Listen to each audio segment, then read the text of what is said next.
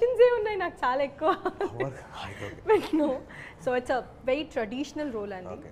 కథతో పాటు ట్రావెల్ అయ్యే ఒక రోల్. పూజారి గారి కూతురుగా ప్లే చేస్తున్నాను. సో ఆ ప్రాపర్ ఆయన ఇన్వెస్టిగేషన్కి ఎలా నా ఒక యూనో ట్రయల్స్ ఒక డివోషనల్ యాంగిల్ నుంచి మీరు how will you support? Yeah అంతే.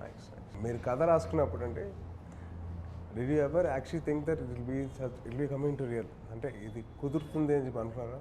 అంటే కథ రాసినప్పుడు ఇది కథ రాసుకున్నాం అందరూ వీ హ్యావ్ ఆల్ ఐడియాస్, అది రియాలిటీగా అవుతుందని చెప్పి అనుకున్నారా to make it a film? Sir హానెస్ట్గా అది అంటే అవుతుందనే ఒక ఇది లేదు అంటే మనం we cannot get that kick out of it, అంటే రాయలేము, ఎగ్జైట్మెంట్ కూడా ఉండదు అనమాట. సో అవుతుందనే రాసుకుంటాము, బట్ ఆ విధంగా చాలా స్టోరీస్ రాసుకుంటూ ఉంటాం, రాసుకుంటాం. ఇది some kind of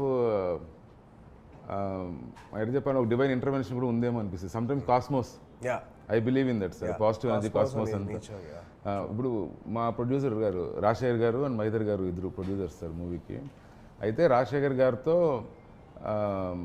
like I have ఒక 5 years నా ఫస్ట్ మూవీ చూశారు సార్, విచ్ రిలీజ్ 2021లో బ్యాక్ యాడ్ ఇన్ఫినిటమ్ అని. చూసిన తర్వాత నేను ఒక ట్రావెల్ స్టార్ట్ అయింది. అయినప్పుడు నేను లైన్స్ మాట్లాడుతుంటాం, డిస్కస్ చేస్తుంటాం. ఈ లైన్ విన్నప్పటి నుండి నాకన్నా ఆయన pushing, that's one of the best things. Because మన రాసుకున్న కథని పక్కన వాళ్ళు ఎవరైనా నమ్మితే, అది పైగా ప్రొడ్యూసర్ నమ్మితే ఆ పవర్ వేరు, and that shows how much you done. నేను అందుకోసం అడిగాను, డూ యు ఎవర్ బిలీవ్ అని. అందుకే లేదు సార్.